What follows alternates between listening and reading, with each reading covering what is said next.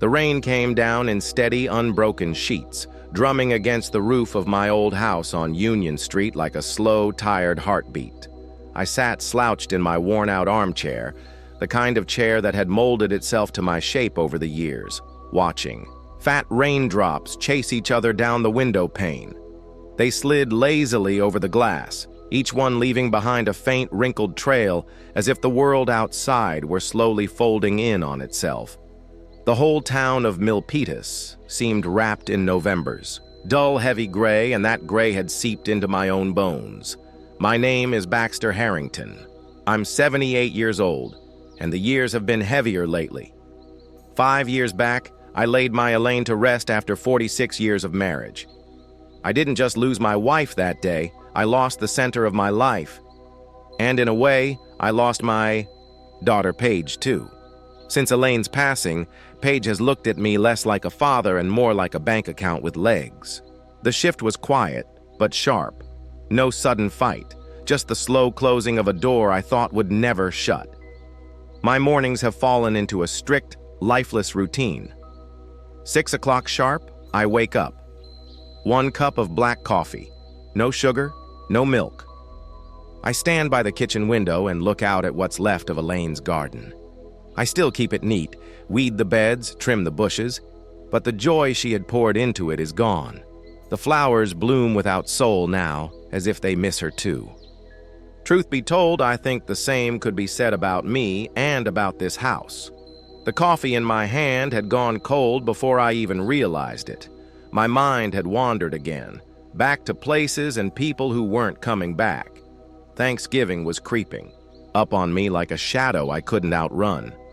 Paige had called yesterday, her tone as detached as if she were reading from a grocery list. "We're expecting you at 3, Dad. Don't be late." No, "How have you been?" No, "I miss you." Just a plain, obligatory notice, as though inviting me was a box she needed to tick before moving on with her day. With a slow groan, I pushed myself up from the chair. My knees complained the way they always did when the weather turned damp, but I kept my lips sealed. My father raised me to believe that real men didn't complain about little aches and pains. Maybe that's where I went wrong, always holding it all in, never letting anyone see the cracks, even when my whole world had split apart. In the bedroom, our wedding photos still sat on the dresser. I stood there a long moment, studying it like I'd never seen it before. I was young then, my first engineer's paycheck tucked into a strict black suit. Elaine wore a simple white dress sewn by her mother's loving hands. Her eyes held that bright, fearless joy that made me fall for her in the first place. I touched the frame gently, almost afraid it would vanish under my fingertips. "Elaine," I whispered into the empty room. "What did I do wrong? Where did I lose Paige?" The clock in the hall ticked back an answer of silence.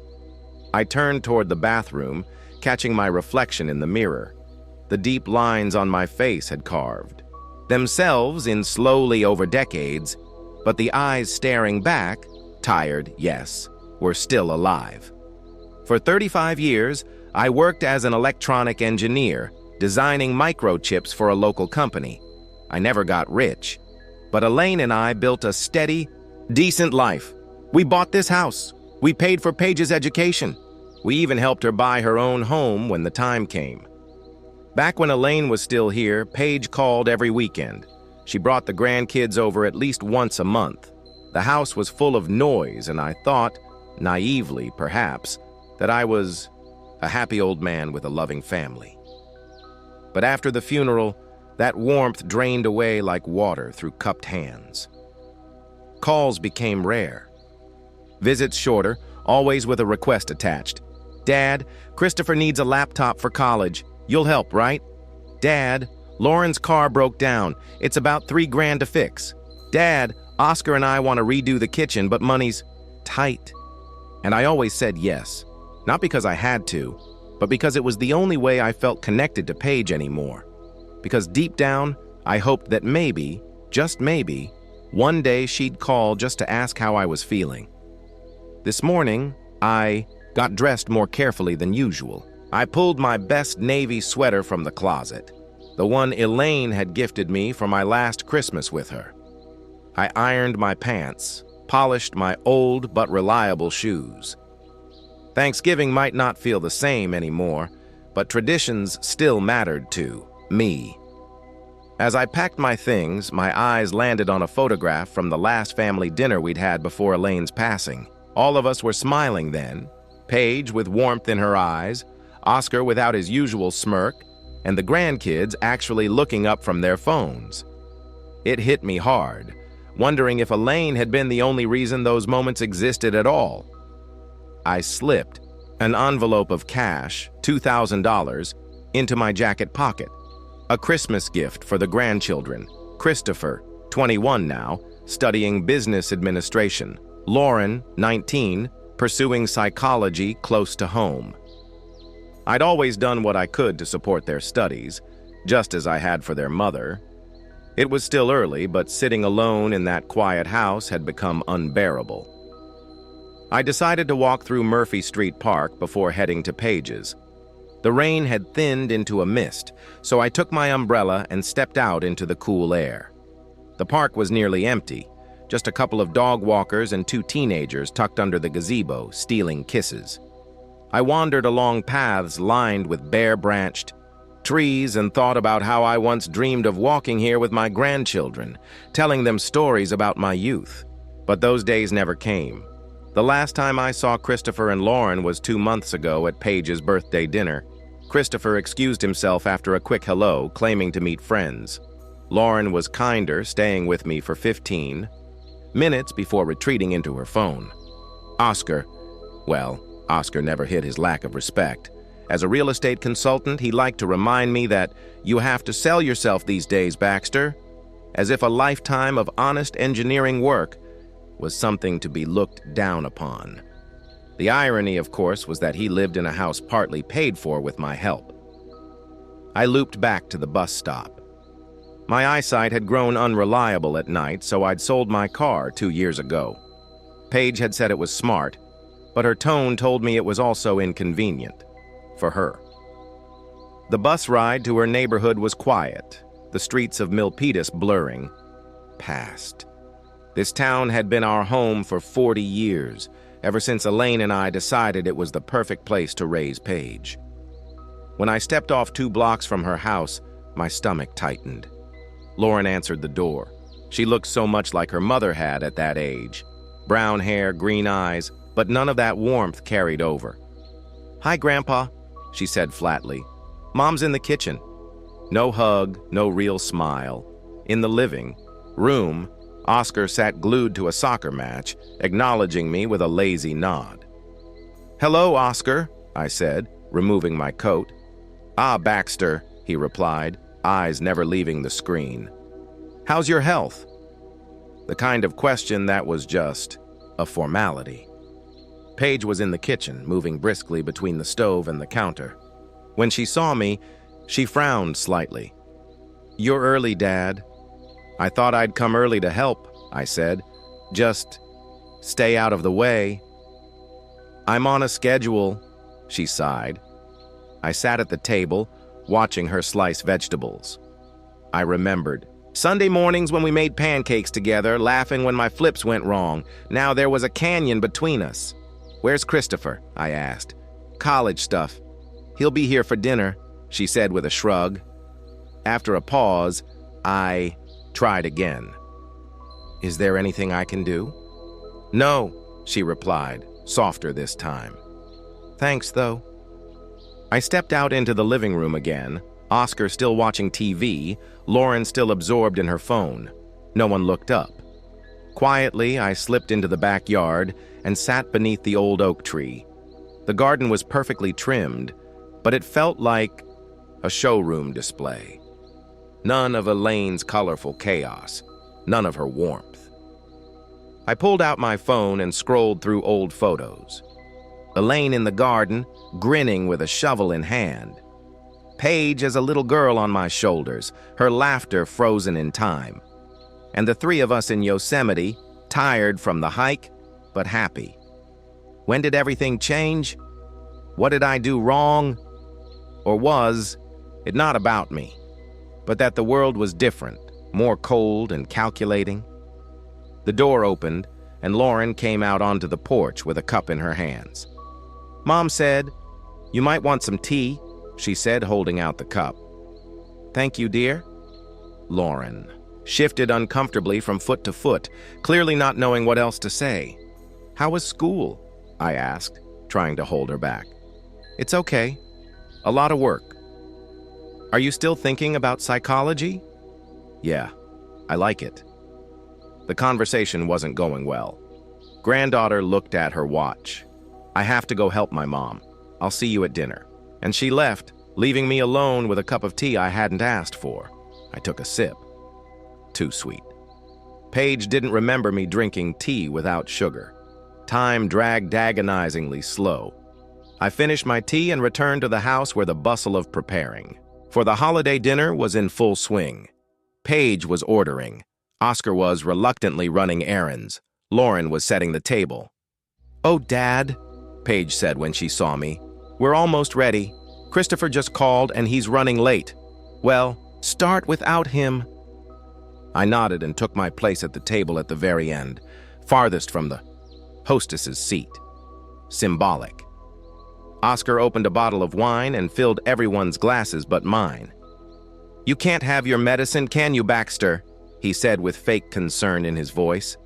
Actually, I was allowed to have a glass of wine, but I didn't argue. Paige put the turkey on the table and dinner began. The conversation revolved around Oscar's job, Lauren's studies, and plans for Christmas. I wasn't asked about anything as if I were a piece of furniture, not a part of the dinner. "By the way, Dad," Paige said, "Christopher is having trouble paying for next semester. His scholarship has been cut. That's it. The real reason I was invited." "How much does he need?" I asked, knowing I'd give any amount I could just to see my daughter soften for a moment. $7,000, Paige said, looking me in the eye. "I know it's a lot, but I'll wire the money on Monday," I said. "Great," Oscar exclaimed. "I told you Grandpa Baxter wouldn't let me down. He's as reliable as a Swiss bank." They laughed, and I smiled faintly back. Something inside me clenched at those words. An ATM machine. That's what I was to them.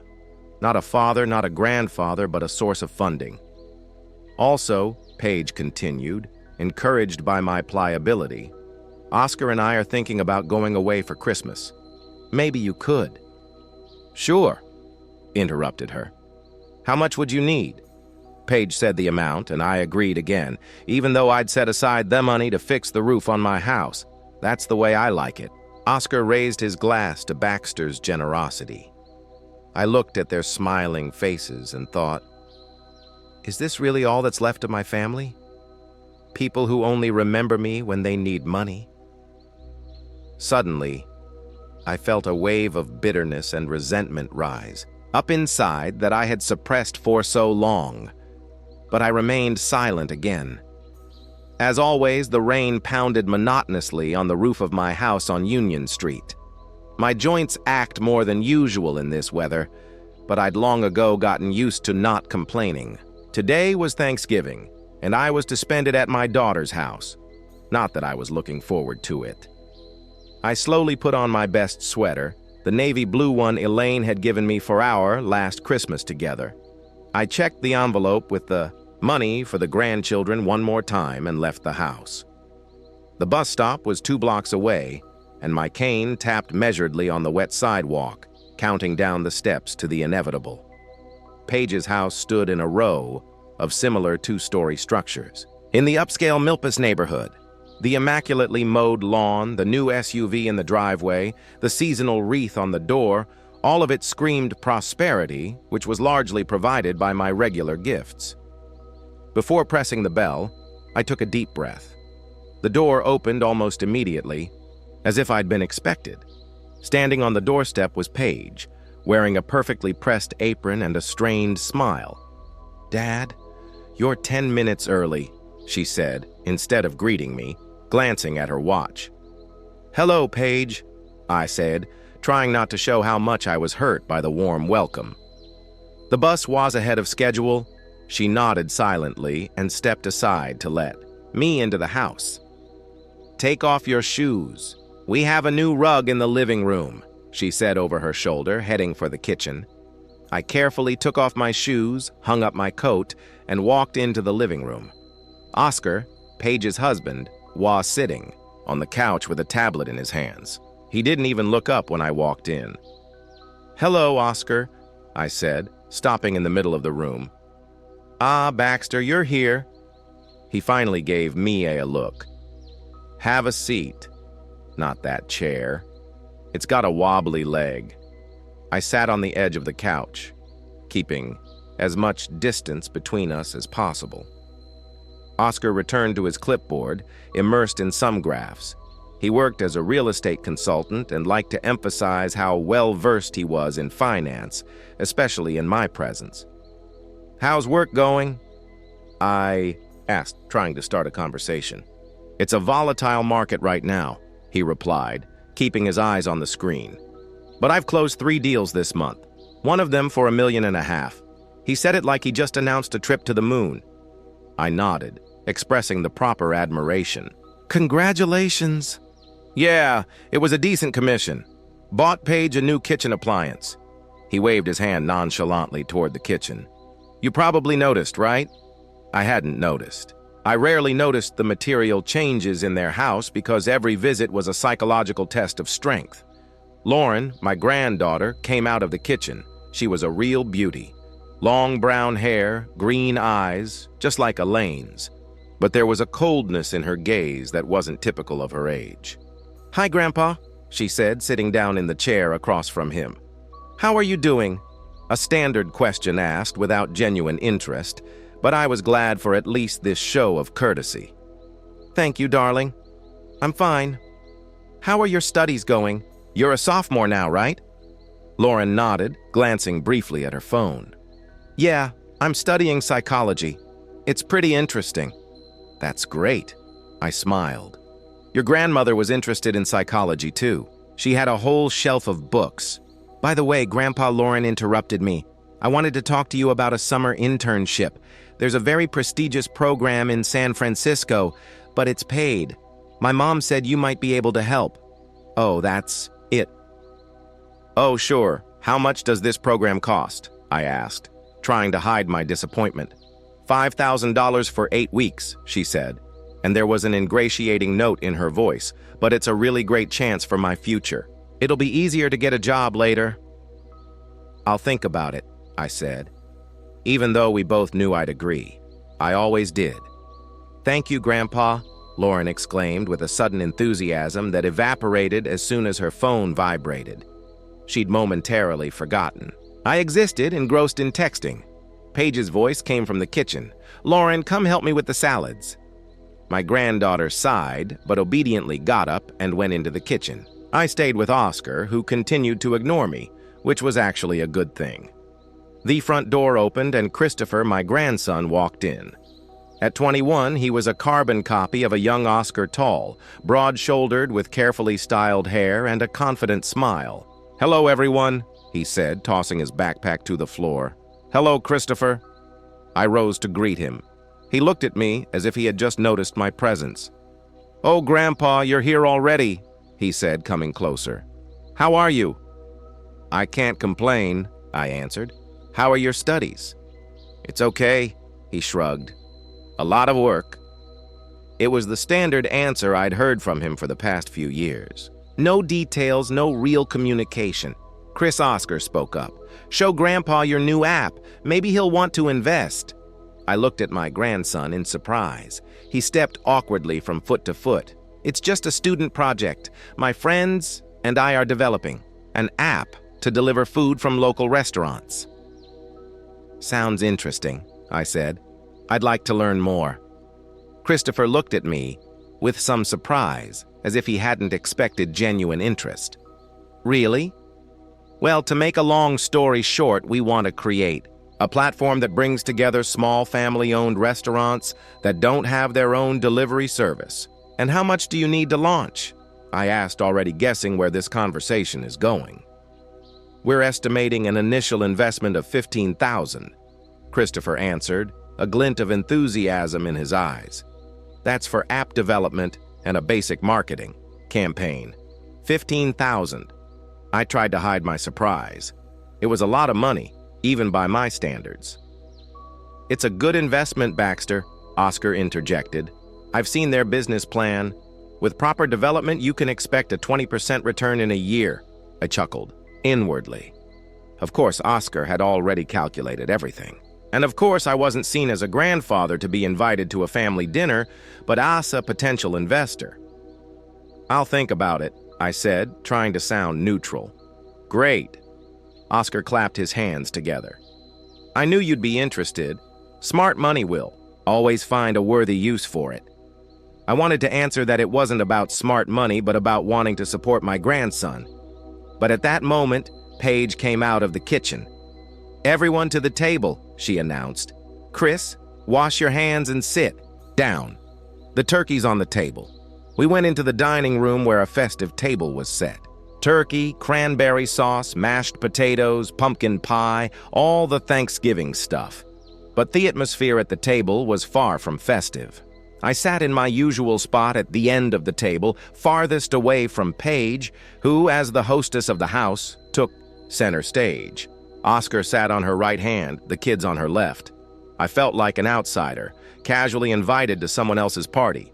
So Oscar raised his wine glass. Let's traditionally say what we're thankful for this year.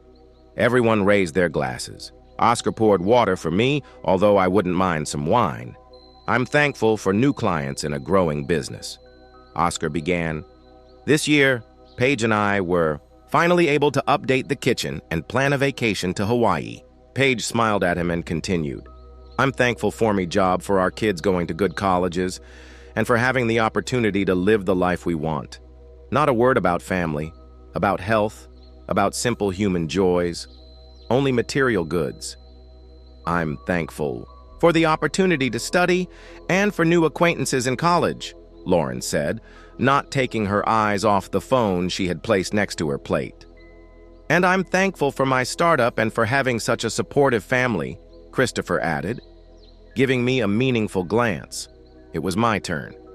Everyone looked at me, waiting for the standard words of gratitude for my health and for being able to see my family.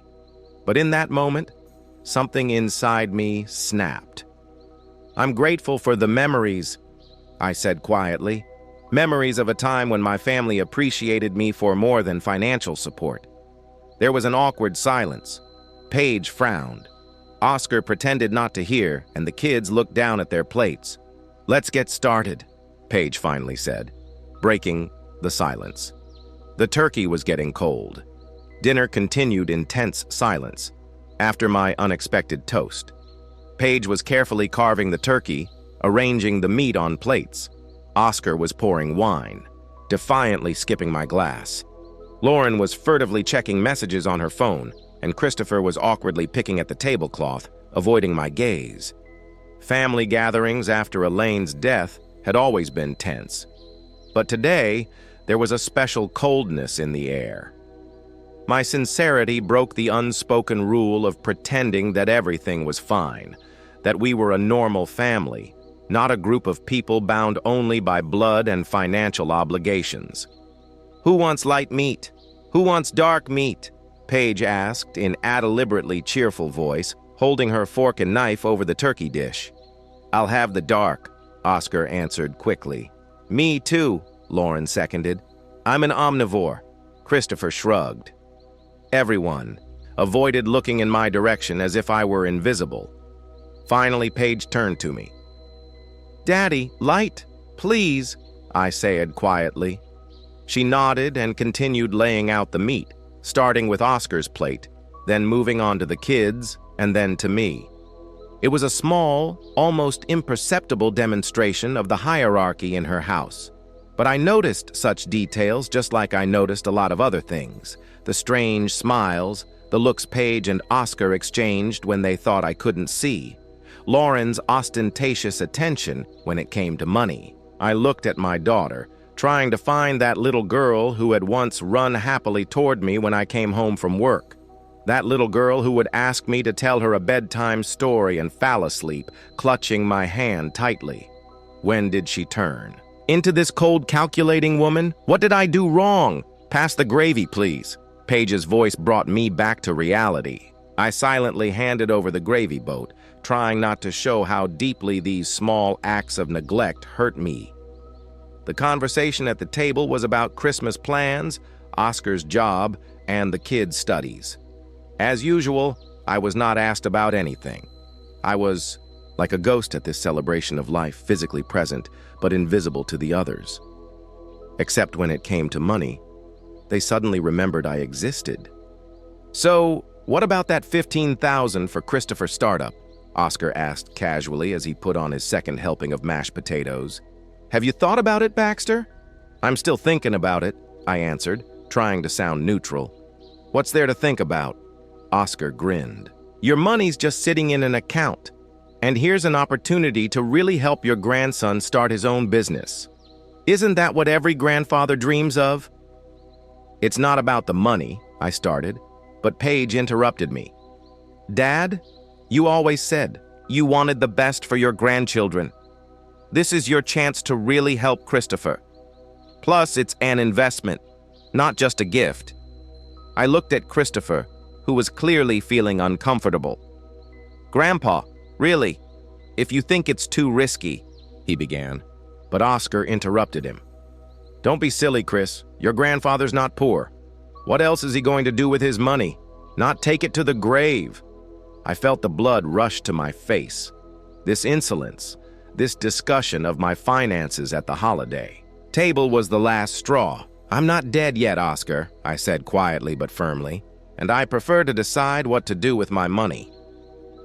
There was an awkward silence in the room. Paige gave me an annoyed look. "Noon saying you're dead, Dad," she said with a hint of irritation. "But you have to admit that at your age it's wise. Toast, start thinking about how you're going to manage your savings, and who better to prioritize than family." "Family," I repeated, putting into that word all the bitterness that had accumulated over the years of neglect. "Yes, family should be priority." "But what is family, Paige? Is it just money? What are you talking about?"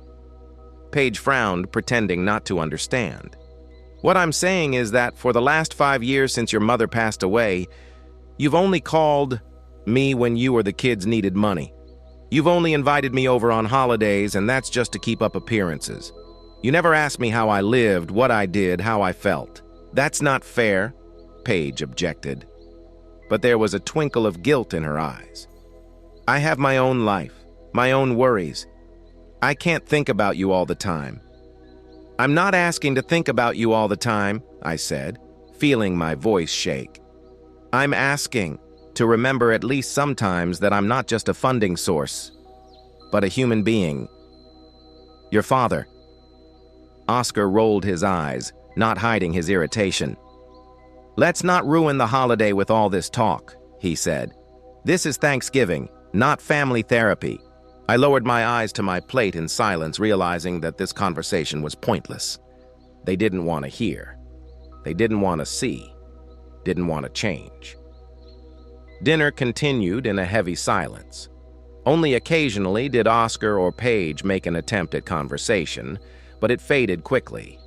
When the main course was finished, Paige got up to clear the plates and bring dessert. "Len, help me," she commanded, and her granddaughter reluctantly rose from the table. They went into the kitchen, leaving me with Oscar and Christopher. Oscar immediately returned to the subject of money. "What about that $15,000, Baxter?"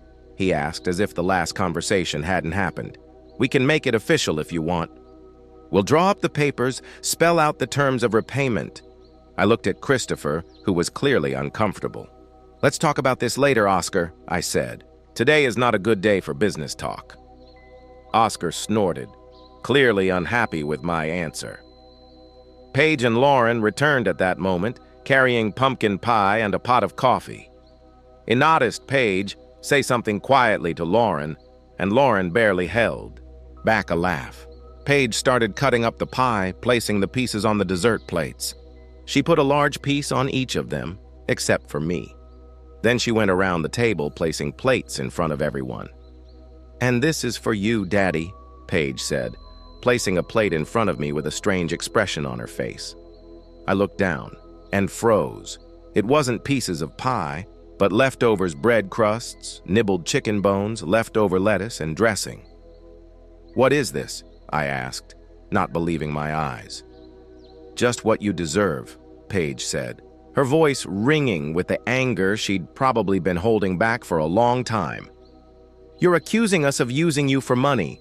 But what have you done for this family in recent years other than sign checks? You haven't even tried to be truly involved in our lives." I stared at the plate of leftovers, unable to believe my own daughter could do such a thing. Oscar let out a short laugh, quickly disguised as a cough. Lauren stared defiantly at her phone, pretending nothing was happening. It was only in Christopher's eyes that I saw shock and shame. "Paige," he began, but she cut him off abruptly. "Stay out of this, Chris. This is between me and your grandfather." I rose slowly from the table, feeling my hands shaking. The shock was replaced by a deep, all-consuming pain. Elaine would roll over in her grave if she saw what our daughter had become. "Thanks for dinner," I said quietly, trying to keep my dignity. "I'll be going." No one tried to stop me. No one said a word as I walked into the hallway, put on my coat, and left the house. It wasn't until I was already on the porch that the door behind me opened, and I heard Christopher's voice. "Grandpa, wait." But I didn't turn around. I couldn't. I was afraid that if I did, I wouldn't be able to hold back the tears that were already coming to my eyes, and I didn't want them to see how deeply I'd been hurt. I walked through the quiet streets of Militas, ignoring the drizzle. My thoughts were jumbled and memories came in waves. Here was Paige, a little girl, laughing as I tossed her in the air. Here she is, a teenager, talking passionately about a school project. Here she is in her wedding dress, so beautiful and happy. And here she is, today with cold eyes and a cruel grin, placing a plate of leftovers in front of me. Where did I go wrong? What did I do wrong in my upbringing? Or is it not me, but the world that has taught her to value the material over the human? When I finally got home, it was already dark. Shakespeare met me at the door, meowing demandingly. I automatically fed, him without noticing what I was doing. Then I sank into my chair, feeling the fatigue and sadness come over my shoulders. But along with the sadness came something else. Determination. Paige had crossed a line that could not be crossed, and it was time to stop this vicious cycle of giving and giving and giving, getting nothing in return, but more and more. Insolent neglect. I sat in the chair for a long time thinking about what I was going to do. It was a drastic decision, but I couldn't see any other way out. If Paige thought she could treat me like a doormat and still use my money, she was sorely mistaken. Finally, nearing midnight, I picked up the phone and dialed. "Noel, it's Baxter Harrington. I'm sorry to call you so late." "Baxter?" My financial advisor sounded concerned. "Is everything all right?" "No, I'm not okay," I answered honestly. "I need you to do something. Tomorrow morning, as soon as the banks open. Sure, anything. I want you to freeze every account my daughter Paige has access to, every single one of them, and prepare the paperwork to change my will." There was a pause on the other end of the line. "It's a big decision, Baxter," Noel finally said. "Are you sure?" "Absolutely," I answered, feeling my resolve strengthened with each word. I've let myself be used for too long.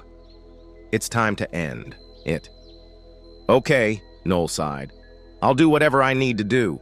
I'll stop by your place tomorrow afternoon with the paperwork." "Thank you," I said. "Good night." I hung up the phone and leaned back in my chair. For the first time in a long time, I felt not only pain and bitterness, but also a strange relief, like I'd finally the heavy weight I'd been dragging around all these years. Shakespeare jumped into my lap, curled up in a ball, and began to purr. I absent-mindedly stroked him, staring into the darkness outside the window. "You know Shakespeare," I said quietly to the cat. "Sometimes you have to lose something to realize that you never had it in the first place." I woke up to the insistent pounding of rain on the roof. My old body was aching after last night's turmoil, but my soul was surprisingly calm. The decision made during the night seemed even more right in the morning light. Shakespeare curled up at my feet, looked at me with his one amber eye as if approving of my actions. "Good morning, old boy," I said, scratching him behind the ear. "It's going to be a rough day."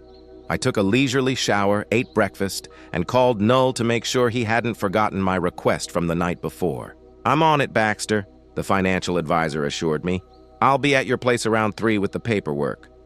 "Thank you, Noel." I paused. "Do you think I'm doing the right thing?" There was a pause on the other end of the line. "That's not for me to decide," he finally said. "But if you're asking for my personal opinion, yes.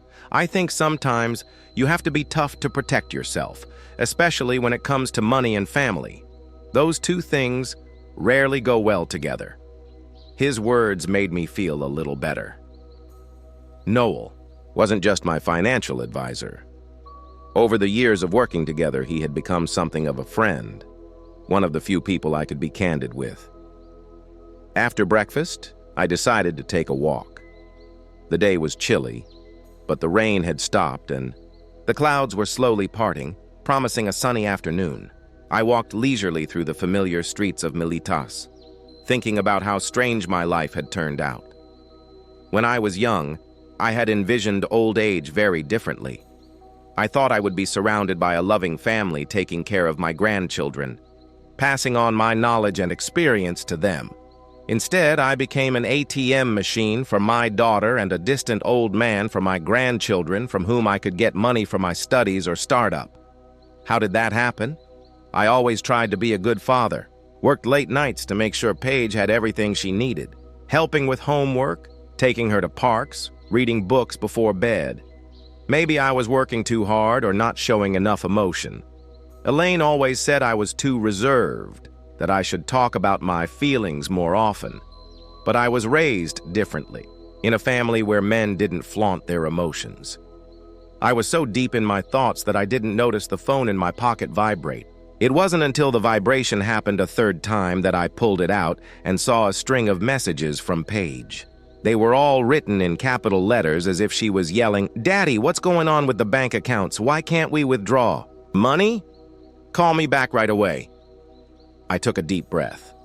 So Noel had already started my errand. Good. Paige needs to realize that her actions have consequences. I didn't immediately respond to the messages.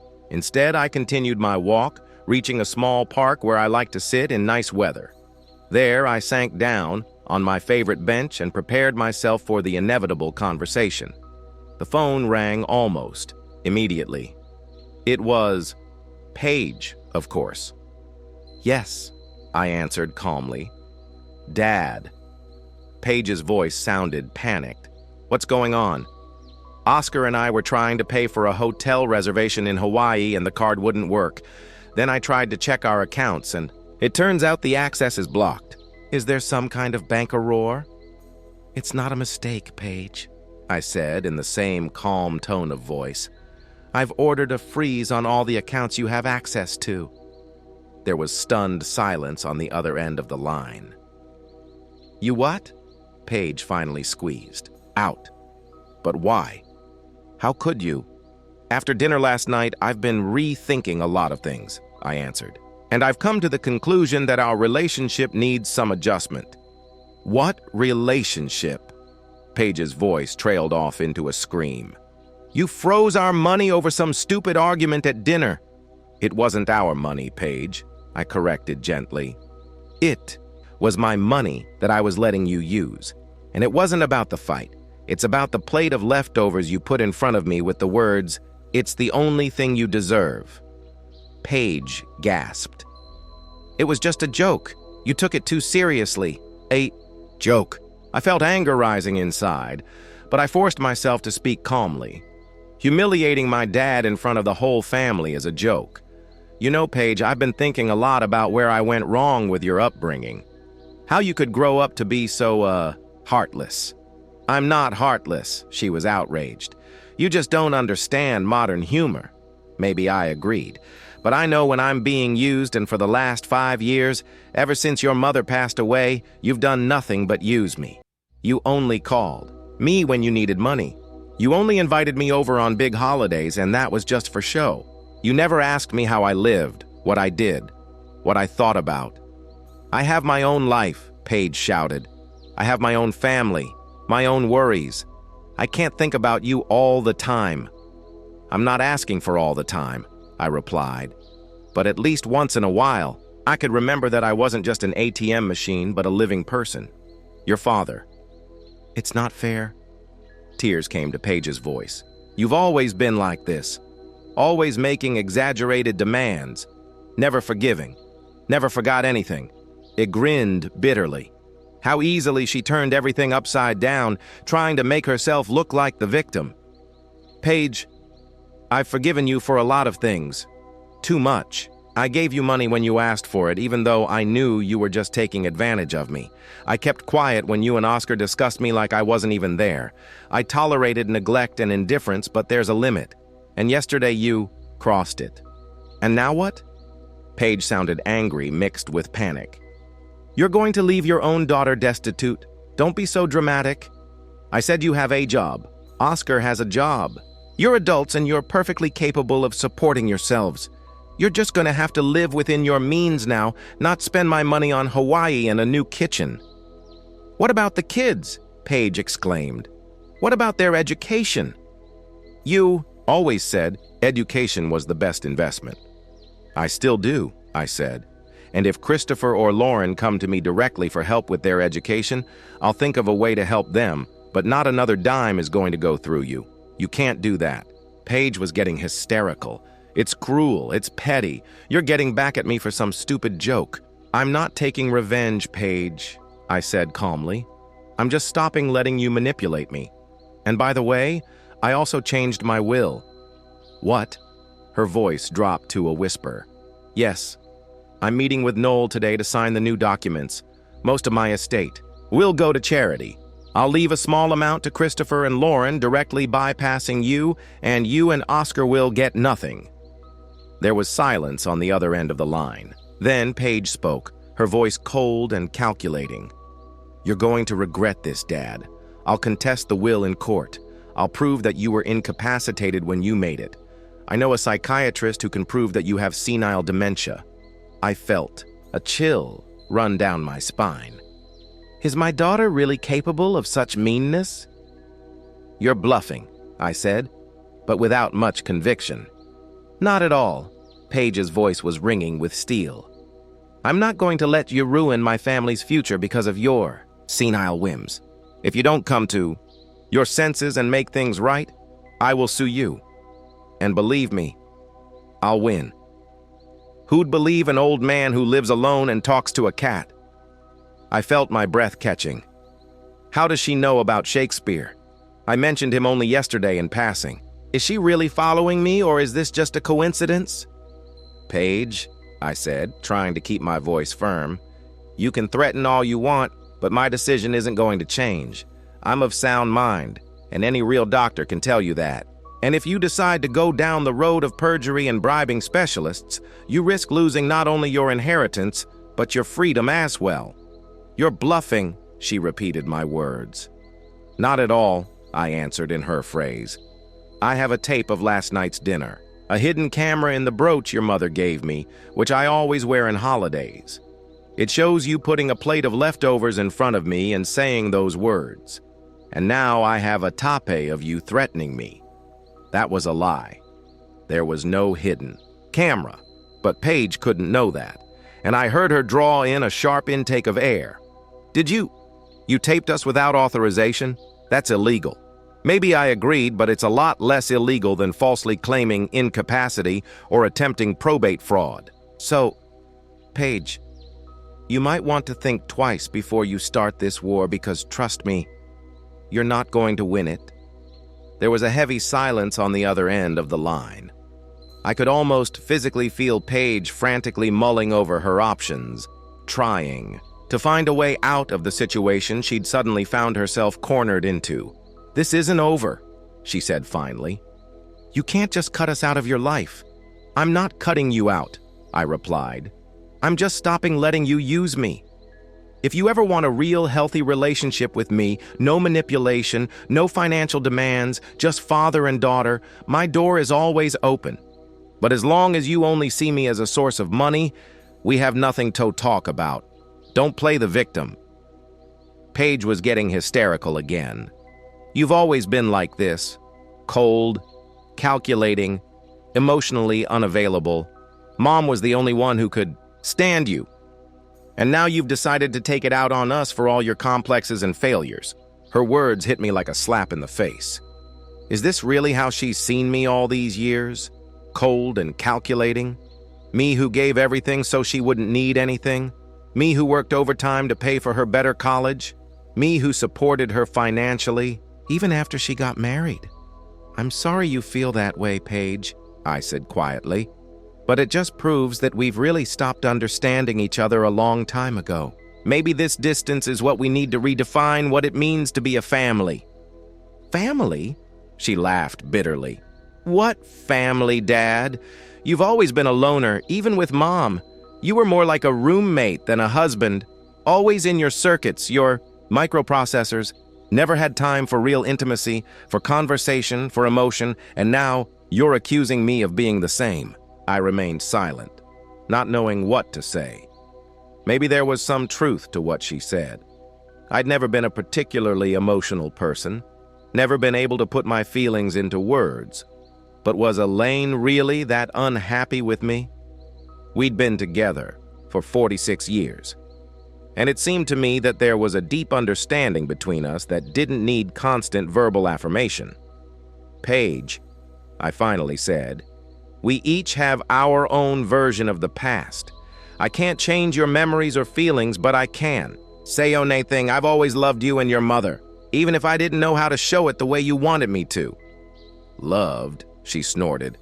"Love doesn't come in money, Daddy, and you never had anything else. Not for Mom, not for me. And yet, you're calling me now because of money," I said bitterly. "Not because you miss me. Not because you want to get back together. It's because I've turned off the financial spigot." Paige was silent. I could hear her panting as if she were holding back a sob or a fit of rage. "I'm going to sue," she finally said, "for freezing the accounts, for illegal recording, for moral damages. You're going to be sorry you ever messed with me, Dad." "I already do," I replied quietly. "But not for freezing the accounts. I regret letting our relationship get to this point." "It's all your fault," she shouted. "It's always been yours."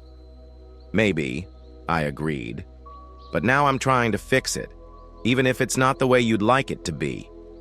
"You're not fixing anything," Paige hissed. "You're making it worse, and believe me, I will find a way to make you pay for it, literally and figuratively." With those words, she hung up the phone. I slowly put the phone down and looked at the screen. The conversation had lasted almost 20 minutes, but it felt like an eternity had passed. I sat on a park bench, feeling the sun peeking out from behind the clouds, warming my old bones. All around, ordinary life was going on. Young mothers strolling with strollers, elderly couples strolling leisurely along the paths, children playing on the playground. None of them were aware of the storm that had just erupted in my soul. Paige was right about one thing. I wasn't particularly good at expressing my feelings. Maybe that was the root of our problems. But her accusations of being cold and calculating, they were unfair. I've always tried to do what I thought was right for my family. It's just that our ideas of what's right have apparently diverged. The phone in my hand vibrated with a message from Null. He said he'd be at my place at 3, as agreed, with the papers ready for me to sign. I replied with a quick okay and got up from the bench. It was time to go home and prepare for the next stage of this unpleasant but necessary transformation of my life. On the way home, I thought about what Paige had said about the trial. Was she bluffing, or was she really willing to take that step? And if so, how far would she go in her revenge? Was I strong enough to withstand this confrontation? I didn't know the answers to those questions. But one thing I did know was that there was no turning back. I had made my choice, and now I had to go all the way, no matter how hard it was. The autumn sun cast a soft glow on my living room as I met Noel Pritchard. My financial advisor showed up at precisely the appointed time, 3 sharp, with a leather briefcase full of documents. His calm, friendly face expressed understanding and sympathy, without pity, for which I was especially grateful. Baxter. He shook my hand firmly. Everything is ready as you asked. I led him into the office where I'd once worked on projects for the company, but now mostly read and paid bills.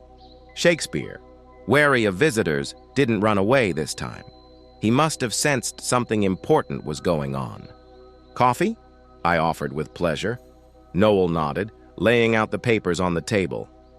While I fiddled with the coffee maker, Noel talked about the legal aspects of my decision. The accounts have already been frozen, as you requested. Your daughter, no longer has access to them. It was a bit of work, of course, because it's a pretty unusual request, but everything was done cleanly, legally. There's nothing to complain about. Thank you. I put a cup-off-flavored coffee in front of him. She already called me, threatened to sue. Noel nodded, not surprised.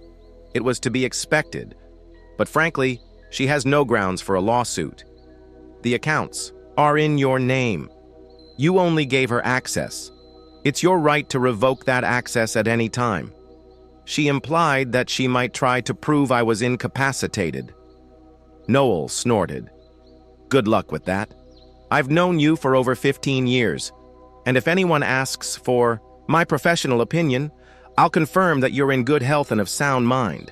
Besides, such accusations require serious medical evidence, not just your daughter's desire to get your money. His words put my mind at ease. After talking to Paige, I was really starting to worry that she might take drastic steps, but it seemed that legally I was protected. Now about the will. Noel pulled a folder of documents out of his briefcase. I've drafted it according to your wishes. 80% of your estate goes to a charitable foundation for young engineers. 15% to your grandson Christopher, but with the condition that he can only receive these funds when he reaches the age of 25. The remaining 5% is for Shakespeare's care should he outlive you. I looked over the documents, nodding in satisfaction. Everything was exactly the way I wanted it.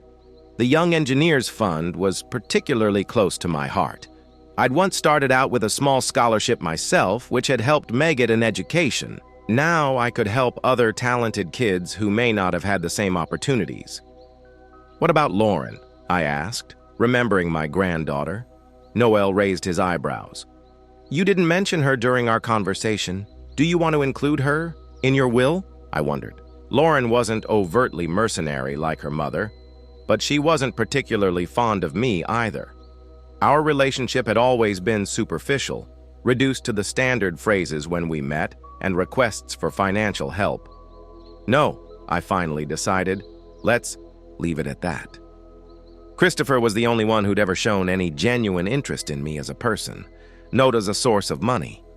Noel nodded, showing no disapproval of my decision. Good. Then we're all set.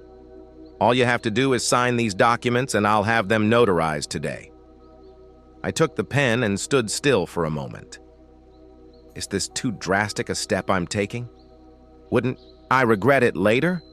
But then I remembered the plate of leftovers, Paige's dismissive words, the years of neglect and manipulation. No, I won't regret it. It was the right decision.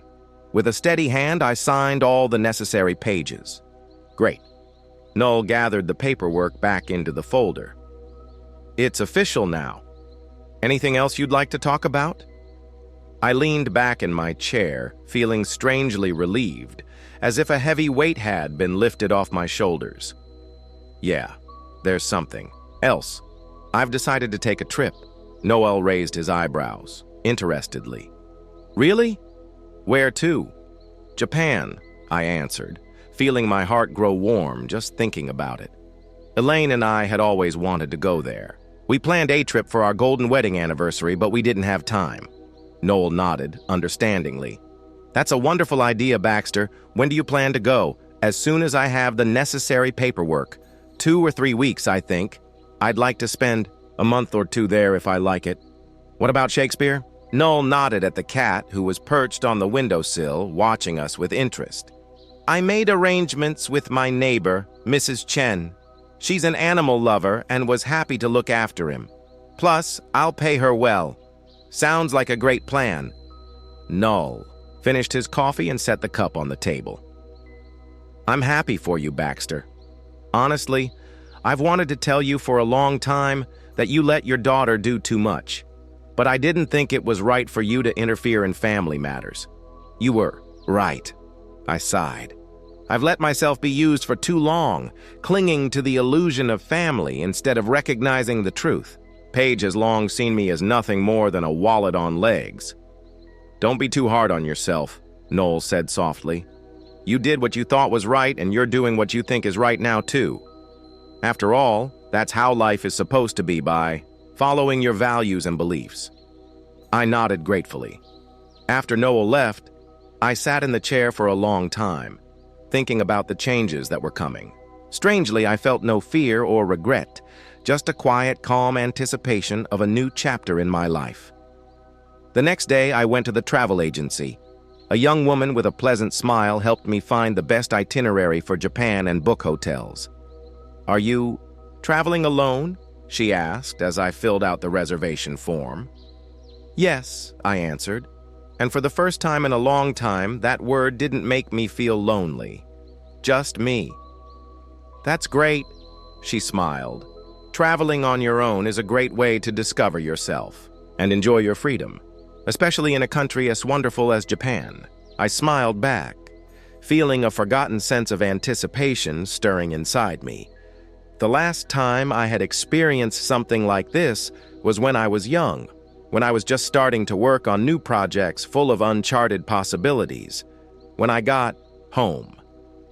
I began to make a list of things I needed to do before I left. First and foremost was to talk to Christopher. I didn't want him to hear about my decision from his mother in her twisted interpretation.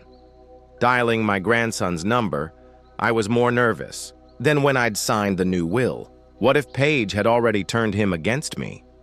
What if he shared her mercantile view of our relationship? Grandpa? Christopher's voice sounded surprised, but not hostile. Hello, Christopher, I said, trying to sound casual. Do you have a moment to talk? Sure, he said. Is something wrong? My mom was very upset yesterday, but she didn't explain anything. I took a deep breath. Yes, we had an unpleasant conversation. I think you should know my side of the story. It told him everything about how my relationship with Paige had changed after Elaine's death, about how I'd been used, about the plate of leftovers, about my decision to freeze the accounts and change the will. I wasn't sugarcoating or trying to make myself look good, just stating the facts as they were. Christopher was silent for a long time after my story. I didn't know it was that bad, he said quietly. I mean, I've noticed how Mom and Dad treat you, but I don't know. I thought it was just an adult relationship. Relationships are different, I answered, but they should always be built on mutual respect. Unfortunately, in your mom's case, that respect is long gone. And this story with the plate, Christopher was clearly shocked. I can't believe my mom would do something like that. I couldn't believe it either, Isid. But it happened. What now? Christopher asked. You're not going to hang out with us anymore. I'd like to stay in touch with you, I answered honestly. You're the only one who's always treated me like a human being, not an ATM machine. As for your mom, I don't want to completely cut ties, but I think we need a pause. Time to think and rethink our relationship. I understand, Christopher said quietly. And I'm really sorry, grandfather. If I'd known it was like this. It's not your fault, I interrupted him. This is between me and your mom. You don't have to choose sides or feel guilty. What about my studies? He asked, and I felt a pang of disappointment. Did he really only care about money in the end? But Christopher continued. Immediately. I understand if you don't want to help anymore. I could take out student loans or get a part-time job. I breathed out a sigh of relief. No, Christopher. I'll still help you with your studies. It's just that now the money will go directly to the college without your parents. Thank you, Grandpa. Sounded genuinely grateful. I don't know what to say. You don't have to say anything, I said softly. Just know that I'm always on your side. And there's something else I wanted to tell you. I'm going on a trip. You are? Christopher sounded genuinely interested. Where? Japan. Your grandmother and I have always wanted to go there. That's great, Grandpa, he exclaimed. When are you going? In 2 weeks. I plan to be there for a month or two. Wow. Christopher exhaled. I'm a little jealous. I've always wanted to go to Japan. Those temples, the gardens, the technology. Maybe we could go together someday, I suggested, surprised by my own words. That would be cool. Christopher sounded genuinely happy. I'd really like that. After talking to my grandson, I felt much better. At least not all the bridges had been burned. There was still a thread that connected me to my family, albeit a thin one, but a strong one. The next 2 weeks flew by in a flurry of activity. I got my visa, bought a new suitcase, and found the right clothes for the trip. Mrs. Chen listened carefully to all the instructions for Shakespeare's care and assured me that the cat would be perfectly safe. I expected that Paige would still make herself known with calls, threats, or even a visit, but there was no word from her. Apparently, she was still digesting what had happened, or perhaps she was already consulting with lawyers. Either way, it was for the best. I could focus on preparing for the trip without the distraction of conflict. The day before I left, Christopher dropped by unexpectedly. He looked a little embarrassed, standing on the doorstep with a small box in his hands. Hi, Grandpa. I was wondering, well, maybe you could use it on your trip. He handed me the box. Inside was a late-model compact digital camera. Christopher, this is too expensive, I started, but he interrupted me. Please take it. I've been saving up for it, but I want you to have it, so you can take pictures in Japan and then show me. I was touched to the core. This simple gesture meant more to me than all the material goods in the world. Thank you, I said, hugging my grandson. I'll be sure to take lots of pictures. And, will you write to me? He asked. Tell me how it was, what you saw. Of course, I promised. Every day. Christopher hesitated for a moment, then asked, How are things with your mom? Has she called you? I shook my head. No. Did she say anything about me? Not really. Christopher looked uncomfortable. I mean, she said you'd had a fight about money and that you were being unreasonable, but she didn't give any details. I see. I wasn't surprised. Paige was always good at making things look good for herself. Well, maybe it was for the best. We both needed time to cool down and think. She'd be furious if she knew I'd come to you, Christopher admitted. You're a grown man, I said softly. You have the right to decide who you want to talk to. He nodded, but there was worry in his eyes. I could understand it. It wasn't easy to be caught between his mother and his grandfather. Don't worry, I assured him. I won't embarrass you, and I won't ask you to choose sides in this conflict. Thank you, he exhaled with relief. I just want you to make up. I just want things to go back to the way they were before. I smiled sadly. Christopher was still young, and he didn't realize that some bridges once burned could never be rebuilt. Time will tell, I said, not wanting to dash his hopes. In the meantime, let's just enjoy the moment. Would you like some tea? I can tell you about the places I plan to visit in Japan. Wes spent the evening talking about traveling, about his studies, about his future plans. Not once did we mention Paige, the conflict, or money. It was just a warm, human conversation. Grandfather and grandson. The kind of conversation I'd always dreamed of having. As Christopher left, he gave me another big hug. Take care of yourself out there, okay? And come back. I will, I promised, touched by his concern. In the morning, I checked my suitcase one last time.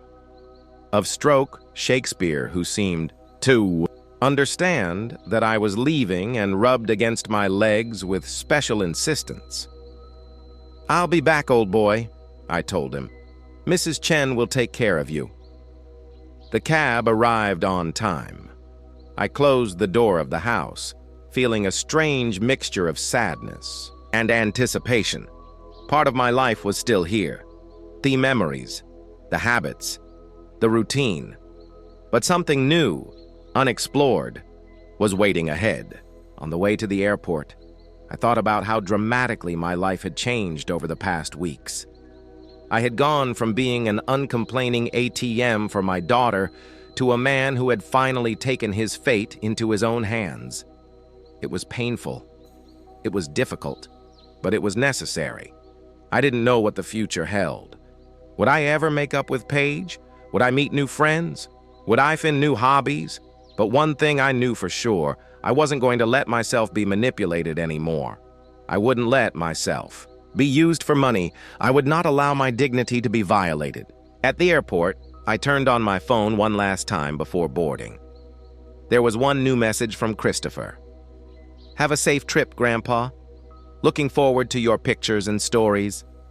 Love you." I smiled, feeling a warming feeling in my heart. I may have severed my connection with my daughter, but I had gained a real connection with my grandson. And who knows what else I will find on this new journey, this new chapter of my life. When the boarding call for my flight was announced, I resolutely turned off my phone and headed for the gate. Ahead of me was Japan, the land of the rising sun. Symbolic, isn't it? For me, too, a new sun was rising. The sun of freedom, self-esteem, and new opportunities.